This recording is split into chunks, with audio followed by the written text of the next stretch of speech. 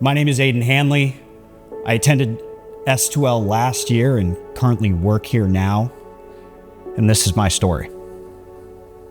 I came into Spring to Life at a point where my life was honestly hanging on by a thread. I was spiritually, emotionally, and physically broken. Honestly, I was as close to dead as you could be and still be breathing. Man, every day felt empty, heavy, hopeless. I had a baby on the way, and I was on the verge of losing everything. My family, my future, any sense of purpose.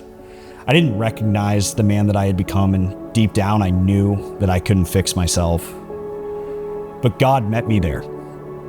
Just like it says in Psalm 42, He lifted me out of the pit of destruction, out of the miry clay, and set my feet upon a rock. That wasn't just a verse to me. That was my reality. When I couldn't pull myself out, He reached me down into the darkest place of my life and carried me out. Through this program, the Lord didn't just help me, He completely transformed me. He saved my life. 2 Corinthians 5:17 says, "Therefore, if anyone is in Christ, he is a new creation." And that's exactly what happened. The man I was died, and God began to build something entirely new. What started as desperation turned into surrender, and that surrender changed everything. I didn't just find sobriety, I found identity. I found healing in places I didn't even know were broken. But more than anything, God began restoring what I thought I had already lost: my family.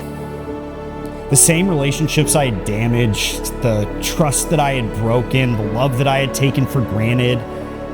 God didn't just patch those things up, He rebuilt them.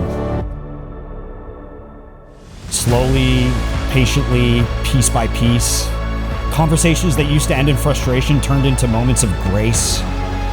Distance started turning into closeness again, and walls began to come down. And at the center of that restoration is my fiancée, Megan.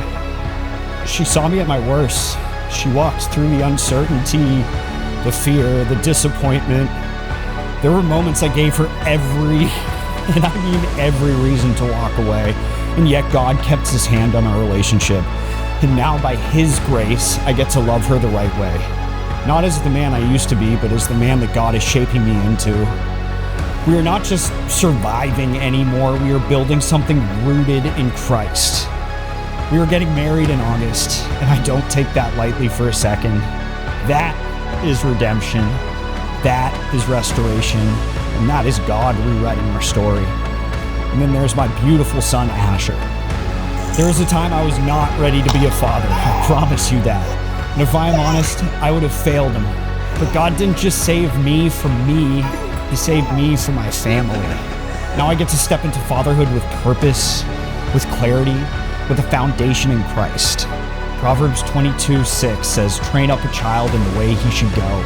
And now I have the honor of living that out, to raise my son in a way I can never have before, to be present, to lead him, to love him the way that a father is supposed to. That is something I do not deserve, but it is something God gave me anyway. After completing the program, I stepped into the internship. That season stretched me in ways I didn't think I could handle.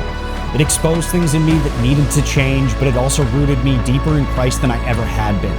And now, by His grace, I get to help other men who are right where I once was, lost, they're broken, and they're desperate for hope. One of the greatest gifts God gave me was the brotherhood that Spring to Life offered. It's real, it's raw, it's authentic community. It's men who see me, they challenge me, they pray for me, and they refuse to let me fall. This isn't just a program, it's a family.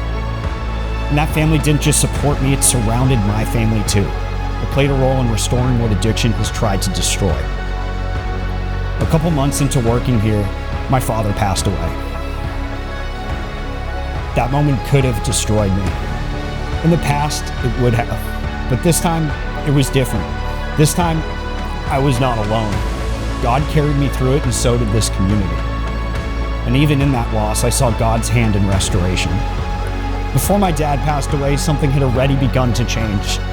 Through what God was doing in me, it opened the door for real conversations between us about faith, about God, about eternity, And by the grace of God, my dad had begun to step away from his own struggles with addiction. I watched God soften his heart. I watched him move. We grew closer, not just as father and son, but as men seeking the Lord together. And that is something I will carry with me for the rest of my life. When he passed, God gave me the strength to stand up and preach the gospel at his funeral. In one of the hardest moments of my life, God used it for his glory. And even in the grief, I have peace. Because 2 Corinthians 5:8 says to be absent from the body is to be present with the Lord. And I believe that with everything in me. Today, my life looks completely different. My family is being restored, literally coming back together. We just bought a house. Megan and I are stepping into marriage, and then she is moving here. I am stepping into fatherhood, and for the first time in my life, I'm not running from responsibility, but I'm embracing it. This place didn't just teach me how to be sober. It taught me how to be a man. It taught me how to be a husband. It taught me how to be a father. Philippians 1:6 says, "He who began a good work in you will bring it to completion." And I stand on that promise, knowing that God is not finished with me yet. Spring to Life didn't just change my life, it gave me a new one, and it gave my family one too.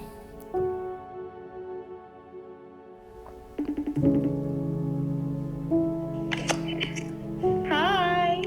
Hi, Bubba. Hi, my beautiful boy. Hi, my beautiful boy. Man, I wanted to call you guys. I just wanted to reiterate, man, how much y'all mean to me, how much I miss you guys, how excited I am for this next chapter of our life with both of you guys being here. I miss you guys so much. I love you guys so much. Oh, I love you. We're excited to be with you. We can't wait. Oh, well, thank you, hon. We love you. We're so proud of you. Hey, I love you guys. Say I love you, Dada. Say bye. Bye.